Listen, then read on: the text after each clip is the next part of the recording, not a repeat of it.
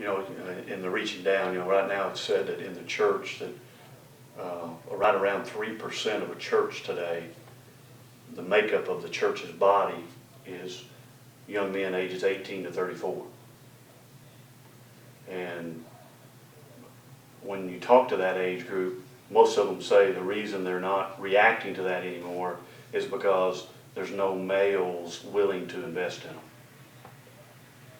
And in my opinion, and I think you would echo this, the message has to be that we're never going to change those statistics without men being willing to reach down, as you're doing. And the encouraging thing from your situation you just shared is that no matter what your background is, or where you've been, or whatever you've done, you can still do this. And I've heard it said that the only requirement to mentor somebody is for you to know a little more than they do and to have been where they've been.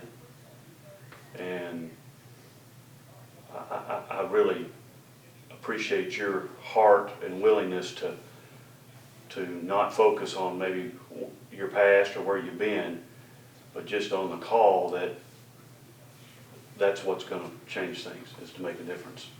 And you know, if you had a message that you could give to some folks that might watch this or listen, what would you say? I would say stop saying you're too busy to do it. You know, I think one of the things that's made me so close with these guys that I'm with is the fact that they see that I'm busy and they see that I have young kids, but I still take the time to hang out with them. And I do it at 8 o'clock at night or 8:30, so I do it after the kids go to bed, and they know that. And when we set up a schedule to meet, it's very firm that we agree to it, and this is our schedule for the semester, because I'm committing to them. I want them to commit to me too. But I think as Christian leaders, we got to stop using the excuse that we're too busy and stop allowing others to use the excuse, because you know, the generational impact that this could have. I mean, you know, just even the text messages and the emails I get from these guys after doing it for 7 or 8 months of just what an impact this is going to have on their lives and their ability to raise their children. Not that I've got something figured out, but I know a little bit more than they know, and I've been somewhere they hadn't been. Well, they say the only two things that are eternal are the Word and people.